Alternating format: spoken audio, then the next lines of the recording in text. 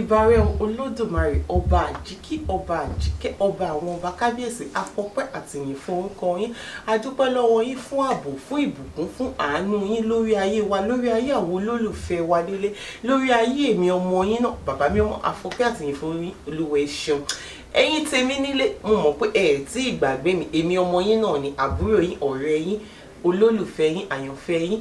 Èmi náà ni Juliana Olúwafúnmiláyọ̀, ọmọ Dáúdù aya Ọ̀ṣunràyè. Èmi náà ni, ẹ̀yin aráalé. Ṣé ẹ gbàgbé ṣá?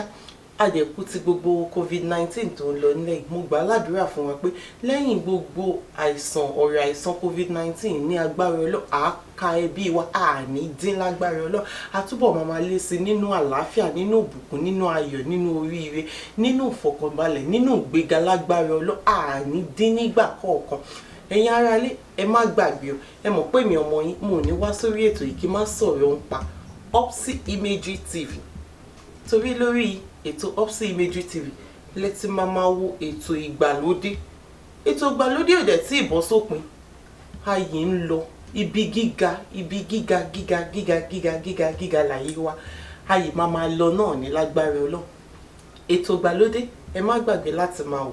Irú ìsìn tá ti ẹ̀ wá ń lé, a lè máa fẹ́ kọ̀ọ̀kan ká máa wo ètò ìgbàlódé, ká máa wo gbogbo àwọn bóyá àwọn videos àwọn abáwọn kankan tá ti miss tẹ́lẹ̀, ká máa catch up pẹ̀lú ẹ̀. Ẹ dẹ̀ má gbàgbé láti máa like video wa, kẹ́ máa subscribe, kẹ́ máa like, kẹ́ máa share náà, kẹ́ máa share ilé 20, 30 ó yé yín. Ẹ máa jẹ́ káwọn èèyàn mọ̀, àwọn ọ̀rẹ́ yín gan tó ti mọ̀. Ẹ má gbàgbé láti máa bá wa sọ fún wọn pé ètò kan wà, ètò ìgbàlódé ó wà educative, ó wà interesting, ó wà kí ni mo tún fẹ́ sọ. Ètò yìí ètò ìgbàlódé. So ẹ̀yin tèmi, kí lẹ wá ń dúró dè? Ẹ bá mi máa share. Ẹ dẹ̀ má gbàgbé pé lórí ètò ìgbàlódé a máa ń bá yín polówó ọjà. Ṣé ọlọ́jà nìyí ni? Ṣé businessman nìyí ni? Ṣé businesswoman nìyí ni? Ṣé fẹ́ ká bá yín promote ọjà yín ni?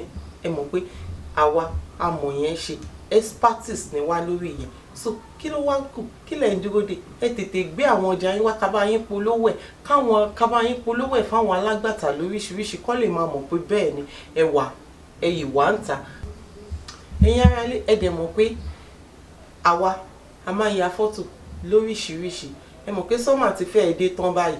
Lágbára Ọlọ́run, COVID-19 ó ti ń palẹ̀ mọ́lẹ̀. Mo tẹ̀ ti rí inú vision ní alẹ́ àná. Ohun tí mo sùn báyìí mo lálàá, mo rí inú vision pé COVID-19 ó ti parí. Mi ò dẹ̀ ní lose yín, ẹ ní lose èmi ti yín, èmi tẹ̀yìn náà. Èmi náà dẹ̀ ní lose ẹ̀yin tèmi náà lágbára Ọlọ́run. So a mọ̀ pé party lóríṣiríṣi.